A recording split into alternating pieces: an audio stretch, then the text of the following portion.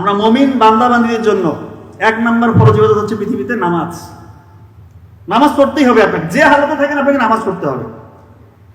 তো নামাজ পড়লে কি লাভটা কি আল্লাহর নাকি? লাভ আমাদের নিজেরই।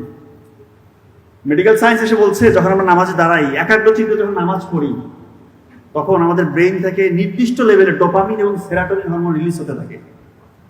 আমাদের সারাদিনের এই যে কর্মব্যস্ত জীবন, আমাদের কত দুশ্চিন্তা, হতাশা, ডিপ্রেশন, স্ট্রেস, এগুলো কমতে থাকে যখন একজন বান্দা সহিভাবে নামাজ পড়ে। যখন আপনি রুকুতে যাবেন, সেজদায় যাবেন, আপনার ব্লাড সার্কুলেশনটা এমন ভাবে ব্রেনের মধ্যে যায়, আপনি শীতল হয়ে যান, আপনার স্ট্রেস আল্লাহর মতো কমতে থাকে।